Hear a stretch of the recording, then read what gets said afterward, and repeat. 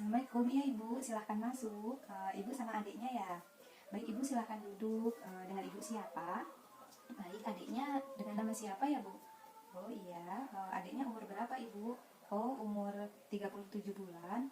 Baik, Ibu di sini ada keluhan apa ya Bu? Oh, ada keluhan autis ya Bu pada anaknya.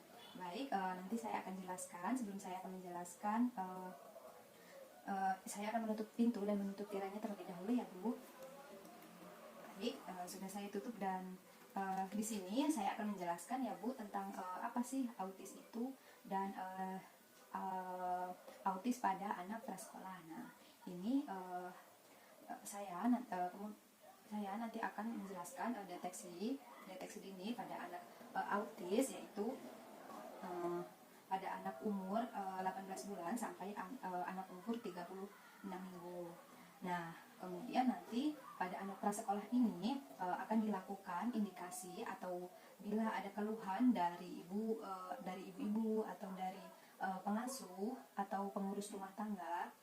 Nanti jika ada keluhan atau ditemukan kecurigaan lain oleh tenaga kesehatan atau kader kesehatan, petugas padu, pengelola TPA atau guru TK, nanti akan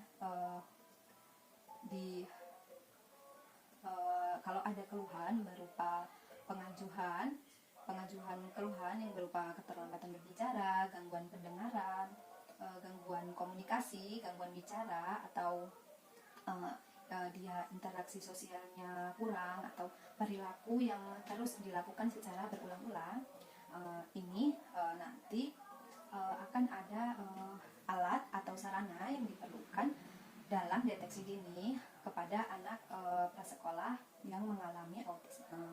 Nah, nanti alat yang digunakan yaitu berupa chat. Dalam arti chat itu adalah checklist for autism in Tadels, yaitu chat ini ada dua jenis. Ada dua jenis pertanyaan, yaitu pertanyaan yang pertama ada 9 pertanyaan yang akan dijawab oleh ibu rumah tangga atau pengasuh rumah tangga. Nanti selanjutnya akan diajukan secara berurutan satu persatu kepada orang tua atau pengurus. Ini nanti untuk tidak ragu-ragu atau takut menjawab. Nggak usah takut, yang penting yakin dengan jawaban. Nanti ada 5 perintah bagi anak untuk melakukan tugas seperti yang tertulis dalam chat. Nah, cara penggunaan chat ini nanti diajukan pertanyaan dengan lambat dan jelas, kemudian dengan suara yang lembut, tapi suara itu masih terdengar nyaring. Nah, nanti satu persatu perilaku yang ditulis pada chat pada orang tua atau pengasuh anak, pengurus rumah tangga, nanti selanjutnya akan dilakukan pengamatan atau kemampuan anak sesuai dengan tugas pada chat tersebut. Nah, nanti selanjutnya akan mencatat jawaban orang tua atau pengasuh atau pengurus rumah tangga, anak atau yang disimpulkan hasil pengamatan kemampuan anak nanti akan ditulis dengan jawaban ya atau tidak. Kemudian nanti akan selanjutnya melakukan interpretasi dini pada deteksi anak autis. Nanti ini akan ada nilai, yaitu dengan interpretasi ini yang pertama yaitu resiko tinggi penderita autis. Ini nanti ada jawaban dia bila dia menjawab tidak pada pertanyaan ini nanti berupa A5, A7, B2 dan B4. Selanjutnya nanti jika resikonya rendah penderita autis ini, nanti pertanyaan jawabannya berupa tidak pada jawaban yang bertuliskan A7 dan B4.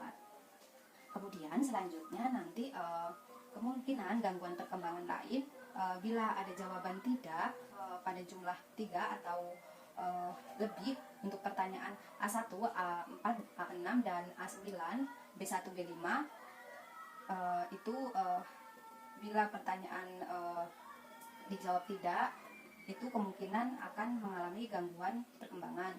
Nah, selanjutnya anak yang dalam batas normal bila tidak termasuk dalam kategori 1, 2, atau 3, nanti itu kalau itu nanti dalam batas anak normal. Nah, untuk deteksi anak autis dini ini, jika ada diprediksi dia memang mengalami gangguan dalam autisme, nanti ini anak akan dirujuk ke rumah sakit yang ada fasilitas kesehatan jiwa atau tumbuh kembang anak. Nah, untuk yang sudah saya jelaskan, apakah ada yang ingin Ibu tanyakan? Oh, tidak. Baik, jika tidak, nanti kalau memang ada keluhan-keluhan, Ibu konsultasi ulang saja, tidak apa-apa, dengan suami dan anaknya. Baik, sekian dulu yang bisa saya jelaskan. Saya akan mencatat jam, tanggal, dan hari kedatangan Ibu hari ini ya, Bu. Baik, sekian dulu. Assalamualaikum warahmatullahi wabarakatuh. Assalamualaikum. Iya, waalaikumsalam Ibu. Silakan duduk. Ibu dengan adiknya ya kesini. Baik Ibu, perkenalkan saya dengan bidan yang bertugas di pagi hari ini. Ibu dengan Ibu siapa ya? Oh baik, adiknya namanya siapa? Oh iya, Ibu kesini dengan tujuan apa ya Bu? Oh, anaknya, ini Bu, anak saya sangat aktif. Apakah kalau seaktif ini apakah tidak ada masalah ya Bu? Oh baik Ibu, nanti saya akan jelaskan ya Bu. Sebelum saya menjelaskan, saya akan menutup tirai dan menutup pintunya terlebih dahulu ya Bu. Baik, sudah saya lakukan. Untuk anak hiperaktif ini dinamakan GPPH. Nah, tujuan dari GPPH ini adalah untuk mengetahui secara dini anak adanya gangguan pemusatan perhatian atau hiperaktif yang disebut GPPH pada anak usia 36 bulan ke atas. Nah, adiknya ini umur berapa ya Bu? Oh, umur 38 bulan. Baik. Untuk jadwal deteksi dini atau GPPH pada anak prasekolah nanti akan dilakukan indikasi atau bila ada keluhan pada ibu-ibu atau pengasuh rumah tangga. Nanti bila ditemukan adanya kecurigaan oleh tenaga kesehatan, kader kesehatan, PKP atau petugas posyandu, pengolah TPA atau guru TK, keluhan yang berupa anak tidak bisa duduk tenang atau dia terlalu aktif, kemudian anak selalu bergerak tanpa tujuan dan tidak mengenal lelah, kemudian perubahan suasana hati atau dia sering marah atau mendadak dia diam atau dia bermain yang super aktif. Nah, ini anak ini nanti akan dilakukan deteksi dini GPPH pada anak prasekolah.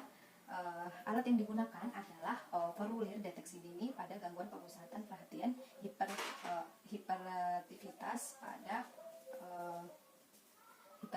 pada anak atau GPPH atau juga bisa disebut abbreviated Connect Rating Scale.